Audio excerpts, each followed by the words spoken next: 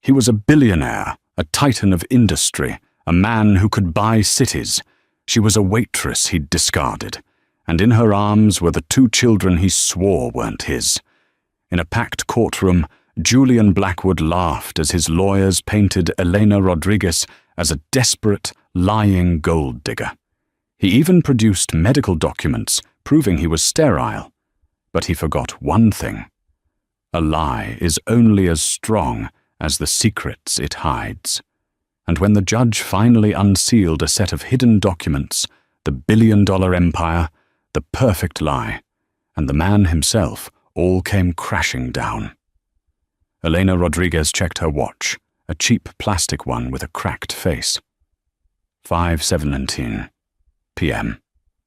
The evening rush at the corner bistro was about to begin. Her feet already ached in her worn-out sneakers, a dull throb that mirrored the ache in her bank account. She juggled 3 plates of pasta, smiling at the patrons, a smile that never quite reached her eyes. This wasn't her life. This was the costume she wore to survive. Her real life was in a cramped, 1-bedroom apartment in Queens, a life filled with the smell of baby powder, the sound of 2 identical giggles, and the constant, crushing anxiety of impending bills. Her real life was Leo and Maya, her twins. 4 years ago, Elena hadn't been a waitress. She'd been a promising artist, a scholarship student at NYU, invited to cater a high-end charity gala at the Met. That's where she met him, Julian Blackwood. He wasn't just rich, he was the kind of wealthy that exists only in movies. His family's name, Blackwood Properties, was etched onto half the skyscrapers in Manhattan. He had been magnetic, his eyes a cold, startling blue. He hadn't looked at her like a waitress. He'd looked at her like a discovery. What followed was a 3-month whirlwind that felt stolen from a fairy tale. Helicopter rides to the Hamptons, private viewings at Sotheby's, dinners where the wine cost more than her rent. Elena, smart and grounded, knew it was a fantasy. She never mistook it for forever. But she was human, and she fell. He was charming, attentive, and for a moment, she believed his world could be hers. Then came the 2 pink lines. She had rehearsed the conversation. She wasn't asking for a ring. She was just telling him. She found him in his penthouse study, overlooking Central Park. He didn't yell, he didn't argue, he just chilled. The warmth she'd come to know vanished, replaced by an Arctic frost. "That's impossible," he said, adjusting his $10,000 watch. "Julian, it's ours. It's yours, Elena. I don't know what game you're playing, but I'm not the one." "Game? This isn't a game." "Here's what will happen," he said, standing, his voice devoid of all emotion. "My driver will take you home.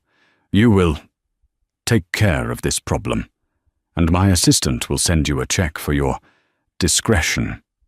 He offered her $50,000.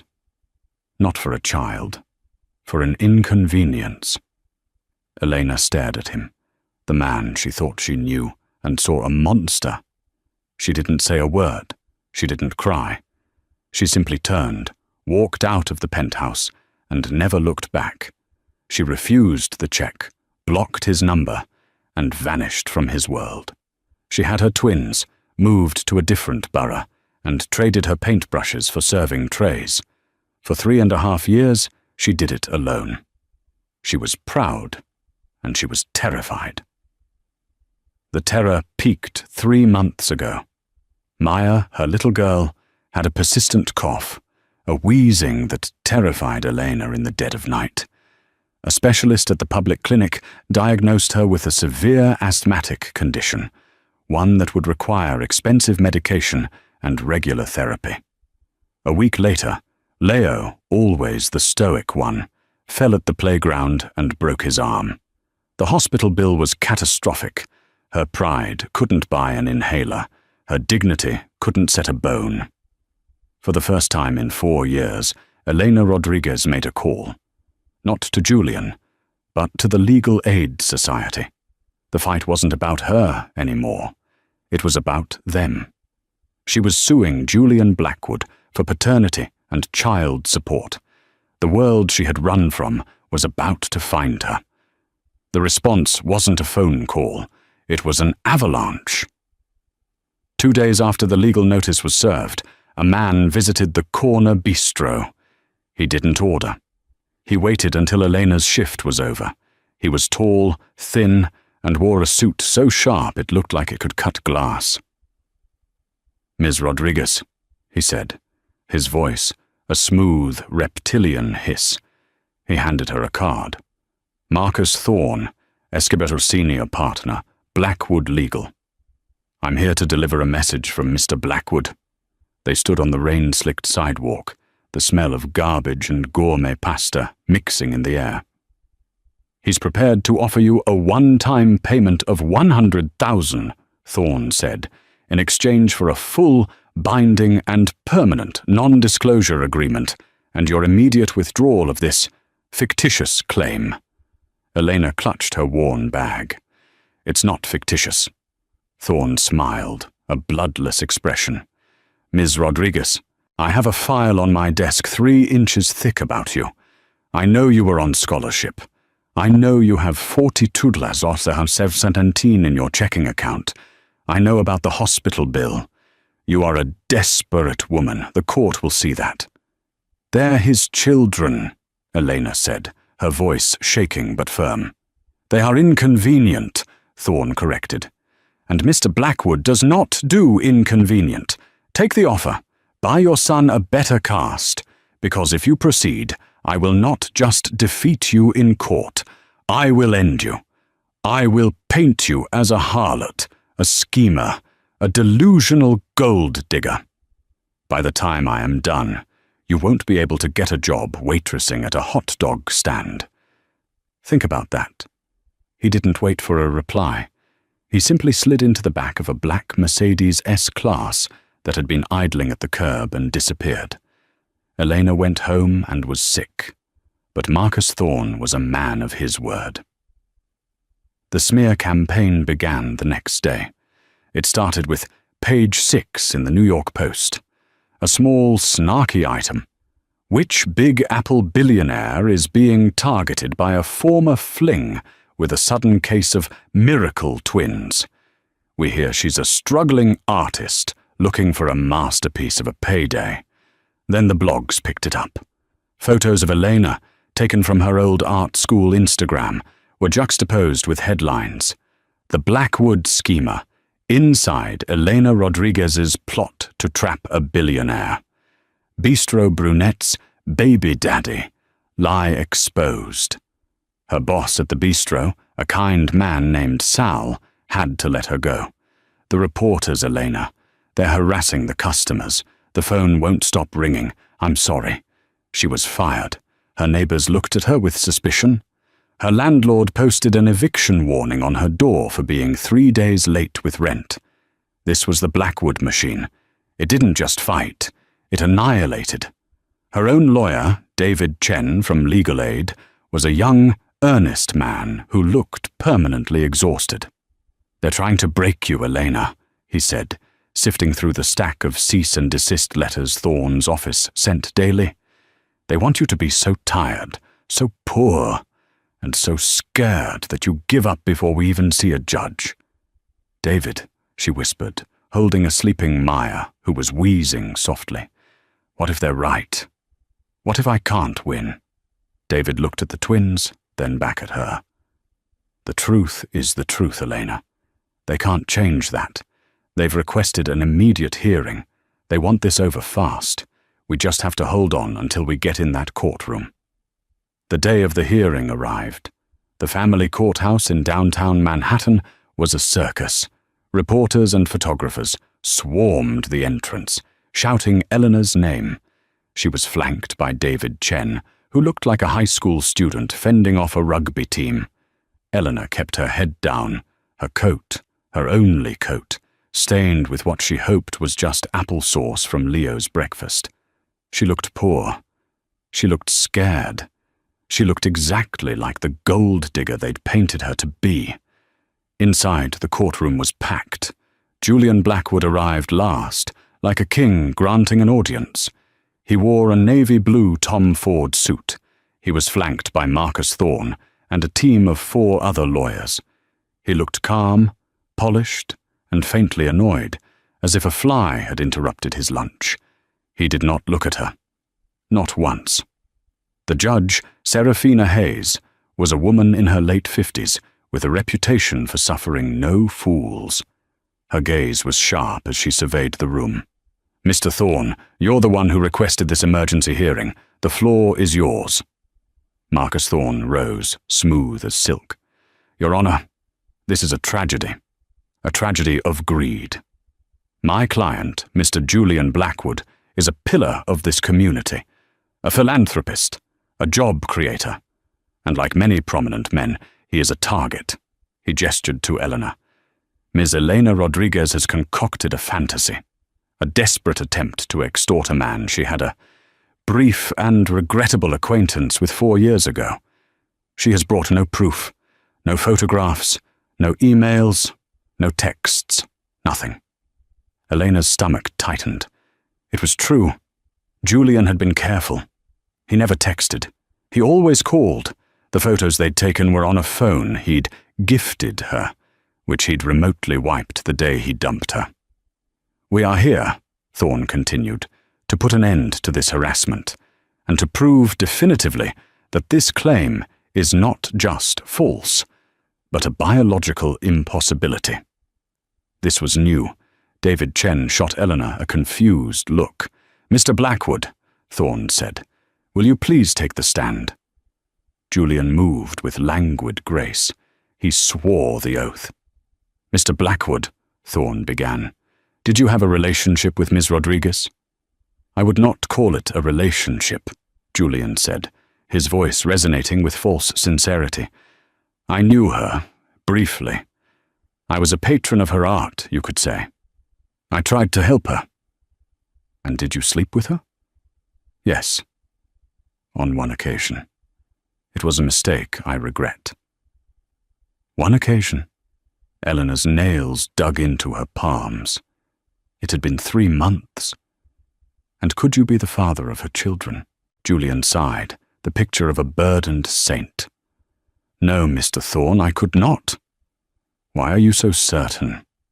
"Because, Your Honor," Julian said, turning his magnetic blue eyes on Judge Hayes. "It is a medical fact.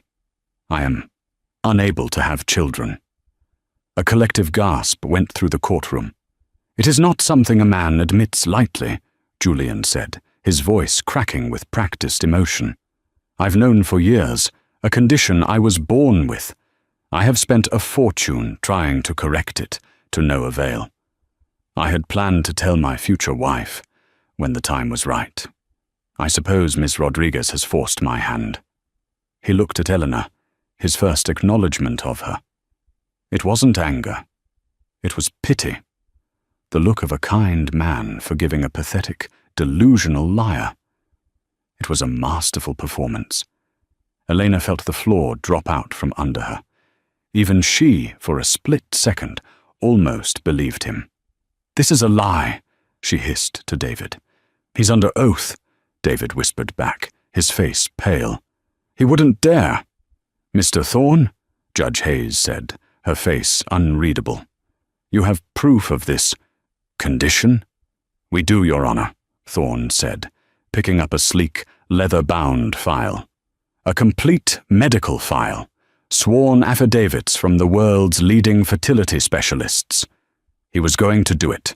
He was going to use a mountain of lies to bury her, and she had nothing but the truth." "The defense," Marcus Thorne announced, "calls Dr. Armand Dubois to the stand." A distinguished grey-haired man was sworn in. He was, Thorne explained, the head of the prestigious Clinique La Vigne in Switzerland, a private clinic for the world's elite. Dr. Dubois testified, in a soft, clinical accent, that Mr. Blackwood had been his patient for 5 years. He proceeded to use a barrage of complex medical terms: severe oligozoospermia, chromosomal abnormalities, failed micro-TC procedures. The bottom line was simple. Julian Blackwood's chances of siring a child naturally were not just low, Your Honor. They are statistically 0. Then Thorne produced the file. It was thick. It contained lab reports, surgical summaries, and expert opinions, all on the clinic's heavy, embossed letterhead. It was the most comprehensive, detailed, and expensive lie Elena had ever seen. David Chen did his best on cross-examination. Dr. Dubois, you are paid by Mr. Blackwood? My clinic is? Yes. And he is a very generous donor to your research wing, is he not? He is a patron of science, yes. So your testimony is biased. My testimony, the doctor said, offended, is based on medical fact. Science does not lie, Mr. Chen. When it was Eleanor's turn, Thorne was brutal. Ms. Rodriguez, you claim you were in a 3-month relationship, yet you have not one single text message, one email, one photo. Is that correct? He was very private. He had them deleted. Convenient. You claim he met your family? Your friends? No, it was separate from my life. Another convenient fact. You claim to be a struggling artist, yet you waitressed. You claim to be a devoted mother, yet you're dragging your children's names through the mud for a payday. Objection, David yelled. Counsel is badgering. I'll rephrase, Thorne sneered. Ms. Rodriguez, how many other wealthy men have you accused of fathering your children? Objection. Sustained, Judge Hayes said, her voice sharp. Move on, Mr. Thorne. But the damage was done. By the time Thorne was finished, Elena was a sobbing, humiliated wreck. She had no proof. He had a Swiss doctor and a mountain of evidence. The media outside the courtroom had their verdict. Blackwood's sterile bombshell, blared the first online reports.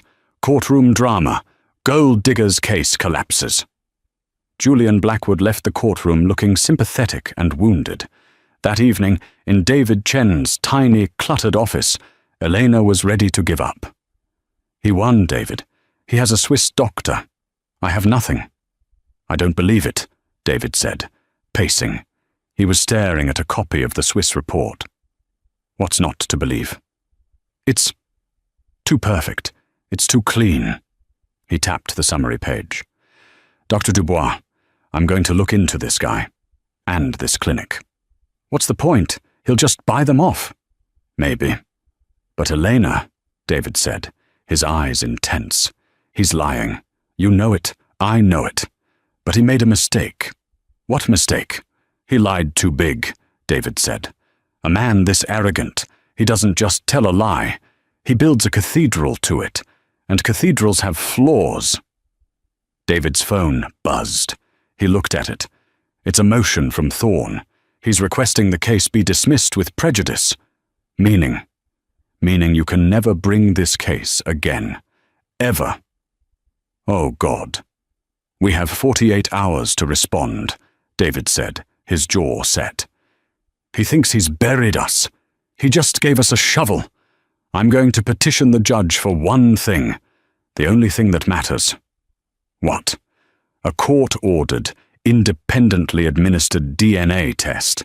Thorne's team fought it, tooth and nail. Harassment, redundant. The medical files prove it's unnecessary. But Judge Hayes, in her wisdom, saw through the bluster. Mr. Thorne, you've presented a formidable case for your client's infertility, she said in the chamber. If that is the case, then a new DNA test will only serve to confirm your position and permanently clear Mr. Blackwood's name. It's a simple swab, Counselor. What could you possibly be afraid of? Thorne was cornered. The motion was granted. Julian Blackwood, Marcus Thorne, Elena Rodriguez, and David Chen were ordered to appear at an independent testing facility, New York Presbyterian Hospital, the next day. Julian's mask of cool indifference finally cracked. For a single second, as the judge gave the order, Elena saw it. Panic. The DNA test was a sterile, tense affair. Julian Blackwood showed up an hour late, fuming. He barely looked at the twins, Leo and Maya, who were scared and confused by the men in white coats. A court-appointed monitor watched as the swabs were taken from Julian, then from Leo, then from Maya. The samples were sealed, labeled, and sent to the lab. "The results will be delivered directly to my chambers in 72 hours, Judge Hayes had declared. Until then, this court is in recess. Julian and his team stormed out, but David Chen wasn't celebrating. "That Swiss report is still the problem, Elena," he said. "Even if the DNA test is a match, Thorne will just argue the test was contaminated, or that his medical condition makes the match a 1 in a billion fluke that doesn't mean paternity." "He's a snake, David." "We need to cut the head off," David said. "We have to prove the Swiss report itself is a fraud." David spent the next 48 hours living on caffeine and adrenaline. He cross-referenced Dr. Dubois' published papers. He checked flight manifests. He dug into the Clinique Lavigne's corporate filings. And he found the flaw. The clinic was real, but its infertility wing had been established only 6 months prior, funded entirely by a generous anonymous grant. He found an article in a Swiss paper with a photo. Dr. Dubois accepting a large check, the man handing it to him. Not Julian, it was Marcus Thorne. But that wasn't the flaw. He found a society blog from London, a Polo for Purpose charity match. There was Julian on a horse, mallet raised, smiling for the camera. The date stamp on the photo, it was the exact same day Dr. Dubois' report claimed Julian was in Switzerland undergoing a painful diagnostic procedure. "He wasn't there," David whispered, his office lit only by his monitor. "He wasn't in Switzerland. He bought the report from here." His phone rang. It was an unlisted number. "Is this David Chen?" a woman's voice asked. It was older, shaky, but clear. "Yes, who is this?" "My name is Margaret Gable," the voice said. I used to work for the Blackwood family, for Julian's father, for 30 years. David sat up straight. "Mrs. Gable? I was his executive assistant. When the old man passed, Julian, he restructured. He called me legacy baggage and had security walk me out. 30 years, and he gave me a cardboard box." "I'm sorry to hear that, Mrs. Gable." "Oh, don't be sorry, Mr. Chen. Be smart. I read about the trial, about that Swiss doctor. Julian is lying." "How do you know?" "Because I handled all of Mr. Blackwood Sr.'s affairs, and Julian's, including his medicals, for insurance, for travel. Julian is no more sterile than a rabbit. He's a Blackwood. The old man was obsessed with his legacy and his lineage. He had Julian tested every year." David was scribbling notes. "Mrs. Gable, would you be willing to testify?" There was a long pause. "Testify, and have Marcus Thorne's men hunt me. No, I'm an old woman. I just want to live in peace. But I kept things. Insurance, a just-in-case file for my own protection." "What things?" "The Blackwood Properties mainframe. I still had access for a week after they fired me. They're so arrogant, they didn't even change the passwords right away. I took copies of Julian's everything, his real medicals, his trust documents. I'm in a diner, the Apollo on 86th. You have 20 minutes. The line clicked dead." David grabbed his coat. This was it. This was the head of the snake. Mrs. Gable was a small, neat woman with terrified eyes. She slid a thick manila envelope across the sticky diner table. "I never did this," she said. "You're doing the right thing," David said, his hand closing over it. "Julian isn't just a liar," she said, her voice low. "He's cruel. His father was a difficult man, but he had a code. Julian, he's just empty." She stood up, pulling her scarf tight. Make him pay. David didn't open the envelope until he was back in his locked office. He spread the contents on his desk. It wasn't a smoking gun. It was an arsenal. Document 1. Julian Blackwood's actual medical file from his family's longtime physician at New York Presbyterian. The file showed Julian was in perfect health. In fact, a note from 2023, just a year before, confirmed his excellent vitality. Document 2. A series of internal emails between Julian Blackwood and Marcus Thorne. Julian: this is a disaster. She's suing. Fix it. Thorne: we will make her an offer. If she refuses, we will move to the Swiss solution. Julian: it's expensive. Thorne: it's cheaper than the alternative. I'll have the funds wired to Dubois and the file created. You just need to be sick for a week. It was, in black and white, a conspiracy to commit perjury and fabricate evidence. Document 3. This one made David's blood run cold. It wasn't a medical file, it was a business document, a 200-page draft merger agreement. It was between Blackwood Properties and Harrington Logistics, a global shipping empire run by the equally powerful Arthur Harrington. David skipped to the signatory page. The merger was contingent on one thing: the marriage of Julian Blackwood to Victoria Harrington, Arthur's only daughter. David had seen Victoria in the press.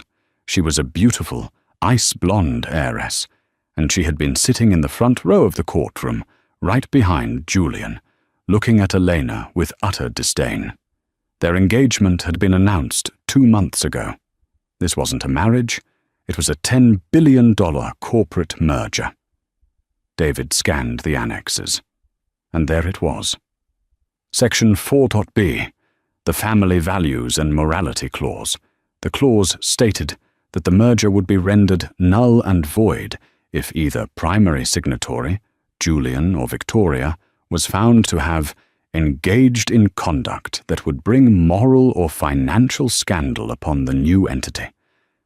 It specifically listed the revelation of unacknowledged heirs, or any public paternity or palimony suit, as grounds for immediate termination of the deal. Julian wasn't just denying Elena to save face, he was denying his children to save his empire. If he acknowledged Leo and Maya, the $10 billion Harrington deal would instantly vaporize. "Oh my God," David whispered. "He's not just a liar. He's a monster." He looked at the clock. The court reconvened in 8 hours. The day the court reconvened was a spectacle of a different kind. The sterile billionaire bombshell had turned the media's hunger into a ravenous, frantic need. The air was electric, not just with anticipation, but with a palpable bloodlust. Julian Blackwood, the Titan, was wounded. The sharks were circling. Elena Rodriguez felt like a ghost walking into her own execution, or perhaps her resurrection. She couldn't tell which. David Chen, his cheap suit freshly pressed, held her arm. His hand wasn't steady, but his eyes were. He was carrying a worn, battered briefcase, and inside it, the manila envelope from Margaret Gable felt like it weighed 1,000 pounds. "It's going to be okay, Elena," he whispered, as the first camera flash exploded in her face, a blinding white light that made her flinch. "They all look so hungry," she whispered back, shrinking against him. "They're not here for you anymore," David said, his voice grim. "They're here for him." Julian Blackwood's arrival was, as always, a performance. He and his legal team, led by Marcus Thorne, swept in through a private entrance, bypassing the main circus. But they couldn't bypass the courtroom. Julian wore a suit of charcoal grey, a colour of mourning, perhaps, or of quiet authority. He looked serious, burdened, but resolute. And he wasn't alone. On his arm, a deliberate, calculated accessory, was Victoria Harrington. She was a vision in a white Chanel suit, her ice-blonde hair pulled back. She looked every bit the supportive, unshakable fiancé. Beside her sat her father, Arthur Harrington, a man who looked like he was carved from granite and old money. They were here as a statement. The Harrington-Blackwood alliance was unbreakable. This was a mere nuisance. Julian sat at the defendant's table. He gave Victoria's hand a reassuring squeeze. He looked at his lawyers. He nodded. He was Julian Blackwood. He would not be beaten. He refused to even look at Elena, to grant her the dignity of his gaze. All rise. Judge Seraphina Hayes entered, and the room fell into a tomb-like silence. She took her seat, her face a mask of judicial neutrality. She looked over the packed gallery, her eyes lingering for a split second on the Harringtons. Then she looked at the two tables. This court is in session. The matter before us is Case 945B, Rodriguez versus Blackwood. After the surprising testimony at our last hearing, this court ordered a mandatory, independently administered DNA test. The results from that test, conducted at New York Presbyterian Hospital and monitored by representatives from both sides, have been delivered directly to my chambers. She held up a single, sealed white envelope. In that moment, Elena's heart stopped. This was it. Everything, her life, her children's future, the truth, was in that envelope. Julian watched it, a flicker of annoyance in his eyes. This was a formality. A messy, inconvenient formality. Thorne had already prepped him. The Swiss report, a medical certainty, would always outweigh a single, statistically fluke-ridden, contaminated test. Mr. Blackwood, Ms. Rodriguez, please rise. Elena stood, her knees locking. She felt David's hand on the small of her back, a silent, "I'm here." Julian rose with a sigh, a man being put upon by a tedious, emotional process. Judge Hayes picked up a letter opener. The snick of the paper tearing was the loudest sound in the room. She pulled out a single folded sheet, opened it, and put on her reading glasses. The silence stretched. 1 second. 5. 10.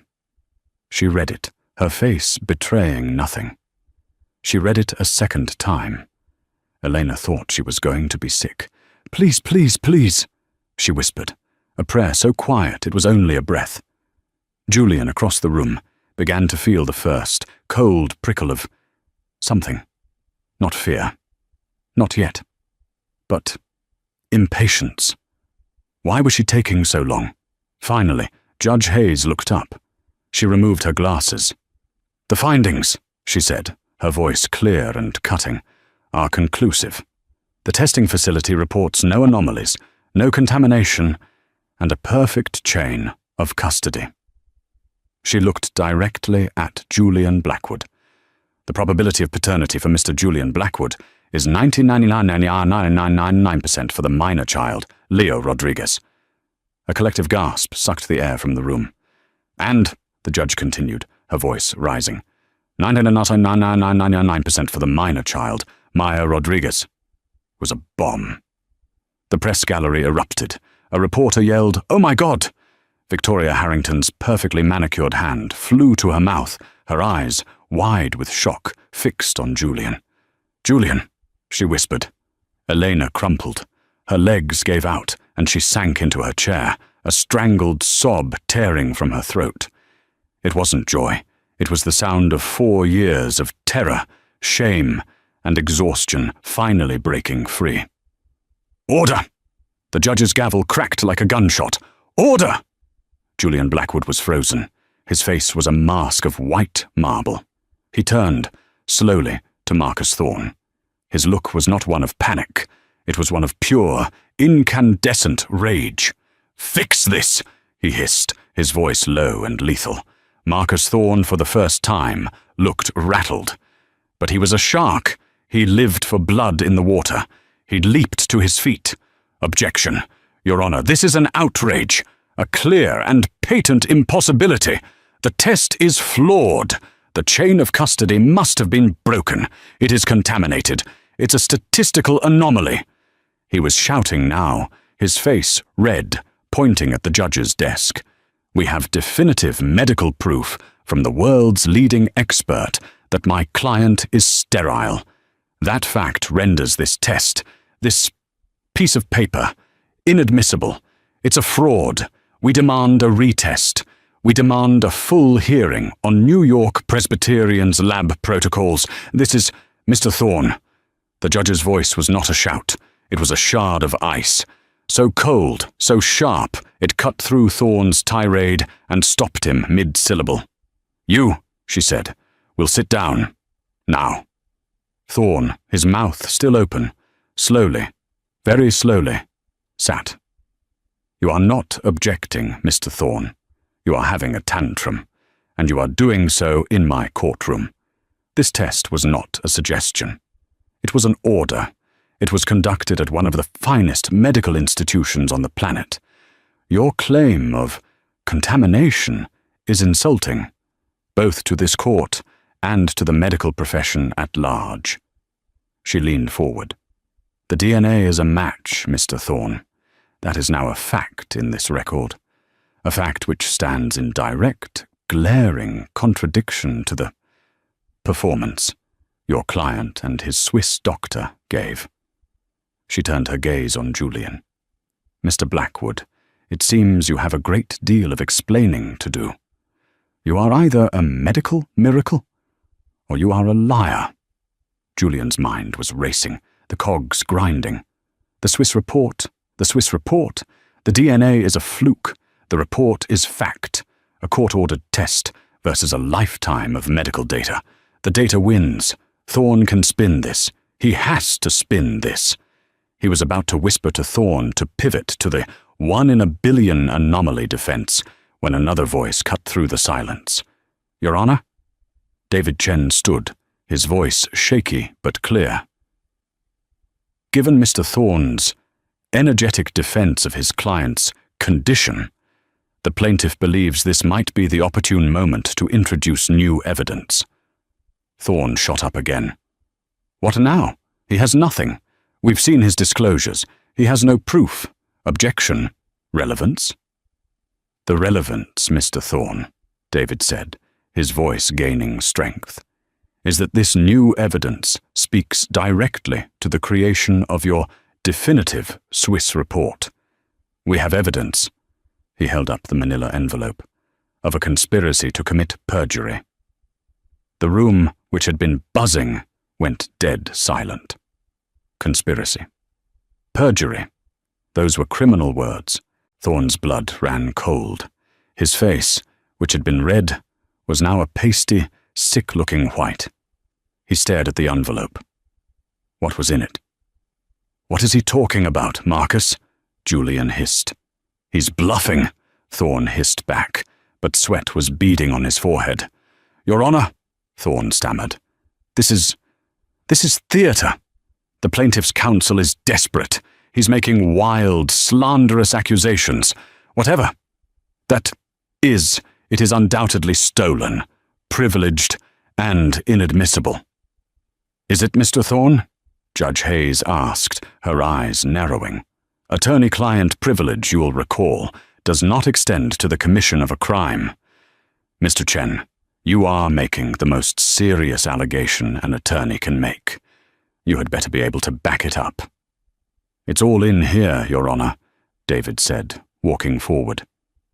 The contents were provided by a whistleblower, a Mrs. Margaret Gable, former executive assistant to the Blackwood family for 30 years.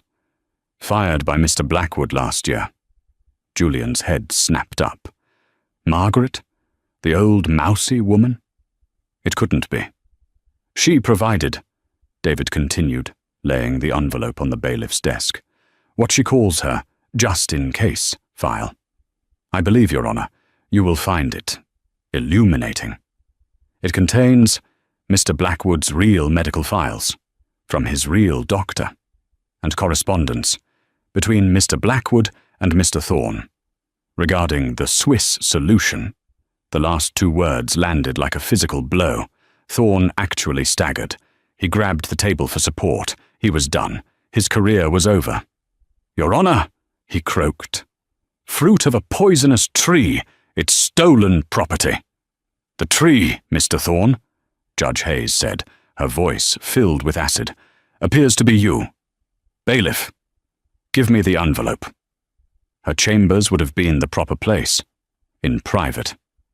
But Judge Hayes knew, in her gut, that this was a public crime. The slander had been public. The lie had been public. The truth would be too. She put on her glasses. The entire courtroom, the press, the Harringtons. Elena, everyone watched as she unbent the metal clasp and opened the flap. She pulled out the first document. Her eyes scanned it. A single eyebrow rose. "Well, well," she said, loud enough for the court stenographer. "Alistair Finch, head of internal medicine at New York Presbyterian. A good man. I play bridge with his wife." She looked at Julian. "It seems, Mr. Blackwood, that Dr. Finch, your family doctor for 20 years, has a very different opinion of your health. According to this report, dated just 3 months before your alleged trip to Switzerland, your vitality is, and I quote, excellent. No indicators of infertility whatsoever. He notes you are, in fact, in prime condition." The gallery gasped. Victoria Harrington made a small, strangled sound. That's a forgery," Julian stammered, his mask of calm finally cracking. "It's a lie." "Is it, Mr. Blackwood?" the judge countered. "Or was Dr. Dubois the lie? Shall we get Dr. Finch on the phone? He's just across town." She didn't wait for an answer. She picked up the next sheaf of papers. "Ah, and here. The correspondence." Her face, which had been stern, darkened into a mask of pure cold fury. She read, her eyes moving quickly. "My God," she whispered. "Your Honor?" David prompted gently. Judge Hayes looked up, but she wasn't looking at David. She was looking at Marcus Thorne. "Mr. Thorne, you are an officer of this court, and you wrote this." She began to read aloud. "From Marcus Thorne to Julian Blackwood. The R problem." "The R problem? I assume that's Ms. Rodriguez?" Elena flinched, as if struck. "She has refused the offer. We will now move to the Swiss solution. I have contacted Dubois. He is flexible. The cost will be high, but it will be definitive." The judge looked up, her eyes blazing, and the reply, "From you, Mr. Blackwood. From Julian Blackwood. To Marcus Thorne. It's expensive." The room was so quiet, the hum of the fluorescent lights was deafening. "Thorne to Blackwood," the judge continued. "It is cheaper than the alternative. The funds will be wired from the offshore research account. The file will be created. You just need to be sick for the week and stay off social media. Your polo match is a liability. We will use it as the date for your procedure." Elena finally understood. The arrogance, the coldness. It wasn't a lie born of passion or fear. It was a business transaction, a solution, an alternative. She and her children were a line item, an inconvenience to be managed. "So," Judge Hayes said, her voice dripping with contempt, "you didn't just lie, Mr. Blackwood. You commissioned it. You purchased perjury. You and Mr. Thorne invented a medical condition." She looked at Thorne. "Counselor, I suggest you stop being an attorney and find one. Immediately." Thorne sank into his chair. He put his head in his hands. It was over. "But still," the judge mused, "it seems so extreme. All this. The risk, the expense, the conspiracy, all to avoid child support? For a man of your means, it's excessive." She looked down at the last document in the file. "The thickest one." "Ah." Her voice was soft. "Now it all makes sense." She held up the 200-page document. A draft merger agreement. between Blackwood Properties and Harrington Logistics. In the front row, Arthur Harrington, who had been watching with a horrified fascination, sat bolt upright. "What?" "It seems, Mr. Harrington," the judge said, her eyes fixed on him, "you were about to get into business with a very complicated man." She flipped through the pages. "A $10 billion merger. Contingent, it seems." Her eyes went to Victoria. "On a marriage." Victoria blushed, but her eyes were wide with a dawning, sickening horror. "But there's always a clause, isn't there?" the judge said, almost to herself. "And the devil is always in the details." She found the page. Section 4B, the Family Values and Morality Clause. She read it, slowly, clearly, her voice echoing in the silent room. "The aforementioned merger will be rendered null and void if either primary signatory is found to have engaged in conduct that would bring moral or financial scandal upon the new entity." She paused, then continued. "This includes, but is not limited to, financial crimes, public scandal, or the revelation of unacknowledged heirs." She put the document down. The silence was absolute. It was the void. Julian Blackwood was no longer just a liar. He was a monster. He hadn't just denied his children. He had erased them. He had weighed his $10 billion deal against his 2 children, and the deal had won. Elena stared at him, the truth hitting her like a physical blow. This wasn't about her. It was never about her. She and her children were just a complication, a snag in a contract. Victoria Harrington was the first to move. She stood up.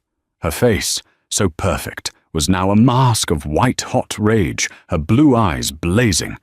"Julian," she said, her voice a terrifying, trembling whisper. Arthur Harrington was on his feet beside her. You swore to me, boy. You swore your past was clean. You let my daughter, you let my name, be party to this filth." Julian stood, his hands raised, trying to placate them. "Arthur, Victoria, darling, this is not what it looks like. It's legal maneuvering. It's a misunderstanding." "Misunderstanding?" Victoria's voice was a shriek. "She just read the contract, you idiot. You knew. You sat here, beside me, and you let that man, that snake, call that poor woman a gold digger. You knew it was true all along. You have children." The word children came out of her mouth like poison, like a curse. "Victoria, please," Julian begged, his voice cracking, all pretense of power gone. "The deal. We can fix this." Whack! The sound of Victoria's hand cracking across Julian's face was so loud it echoed off the marble walls. The press gallery gasped as one. Julian's head snapped to the side, a brilliant red handprint blooming on his billion-dollar cheek. "The deal," Victoria hissed, her face inches from his, "is dead. You are finished, Julian. You are nothing." "You're done, Blackwood," Arthur Harrington roared, pulling his daughter, who was now sobbing with rage and humiliation, toward the aisle. "You're ruined. I'll see you in jail. You think this is a scandal? Wait until my lawyers are done with you. You didn't just lie to her. You committed fraud against me." He and Victoria stormed out of the courtroom, the doors slamming behind them, the sound of their empire collapsing. The press went insane. Photographers were standing on benches, flashes turning the room into a strobe-lit nightmare. "Order!" Judge Hayes roared, banging her gavel. "Order! Order in this courtroom! Bailiff, remove anyone who cannot be silent!" The room, slowly, painfully, settled. Julian Blackwood was left standing alone at his table. Marcus Thorne had his head in his hands, his shoulders shaking. Julian looked small, a shell, the power, the arrogance, the aura. It had all been sucked out of him, leaving just a pale, frightened man with a red mark on his face. Judge Hayes looked at Elena. "Ms. Rodriguez, please rise." Elena stood, her legs trembling, tears streaming down her face. "Ms. Rodriguez," the judge said, her voice softening for the first time, "you have endured a campaign of slander, harassment, and profound cruelty. You have been called a liar, a harlot, and a gold digger, and you have done so with a dignity this court, and I, rarely see. You were not a gold digger. You were not a schemer. You were a mother, and you were telling the truth." The judge then turned her gaze, now so cold it could freeze fire, on Julian Blackwood. "Mr. Julian Blackwood, you are a man who has everything. Money, power, privilege, and you used all of it to crush a woman who had nothing. You used it to deny your own children. Not for shame, not for love, not for any human reason, but for a morality clause. You put a price on your children's heads, and that price was $10 billion. I find your actions to be not just illegal, but unconscionable. They are a stain on this court, on this city, and on the very concept of fatherhood." She picked up her gavel. "Therefore, this court issues the following judgments, effective immediately. 1. Paternity is established, retroactively to birth, for Leo and Maya Rodriguez. Their birth certificates will be amended, and their names, should you choose, Ms. Rodriguez, can be changed to Blackwood." "I'll keep my name," Elena said, her voice shaking but clear. "As you wish," the judge nodded. 2. Sole legal and physical custody is awarded to the plaintiff, Ms. Elena Rodriguez. Mr. Blackwood's visitation rights are suspended indefinitely, pending a full psychological evaluation. 3. I am ordering a full and complete unsealing of all of Mr. Blackwood's personal, corporate, domestic, and offshore financial records for the purpose of child support. But in the meantime," she paused, her eyes glittering, "for the pain, the suffering, the slander, and the sheer, calculated malice of your conspiracy, this court awards Ms. Rodriguez punitive damages, backdated to the children's birth. I am awarding her a lump sum payment of $30 million. A new, shocked silence. Thorne's head snapped up. "Your Honor, that's—" "I'm not finished, Mr. Thorne," the judge snapped. 4. I am signing an immediate order to freeze all of Mr. Blackwood's known personal assets and place a lien on Blackwood properties, pending this payment and the full child support review. You will not move $1, Mr. Blackwood. And finally, Mr. Thorne, Dr. Armand Dubois. And you, Mr. Blackwood, you came into my courtroom. You swore an oath on a Bible, and you lied. You conspired to commit perjury. You fabricated evidence. You committed fraud upon this court. I'm referring this entire case, including the manila envelope, the Swiss report, the merger agreement, and the full transcript of these proceedings, to the District Attorney's Office on charges of felony perjury, conspiracy to commit fraud, and fabrication of evidence. I strongly suspect the words criminal indictment will be in your very near future. She looked at the bailiff. Mr. Blackwood will remain in this courtroom. He will be remanded to the custody of the court-martials. Given the merger agreement, he now has access to nothing. He is a clear and present flight risk. Julian Blackwood, the titan of industry, simply slumped into his chair. Not just defeated. Erased. For Ms. Rodriguez, the judge said, her voice ringing, and for her children, justice has been served. She banged her gavel, the sound final as a coffin nail. This court is adjourned. The room exploded. David Chen pulled Elena into a hug, and for the first time, he was the one crying. We did it, Elena. We did it. Elena just stood there, her body shaking as the press swarmed them. She didn't look at the cameras. She looked, one last time, across the room at the man who had tried to destroy her. He was being spoken to by a bailiff, his billion-dollar suit now looking like a prison uniform.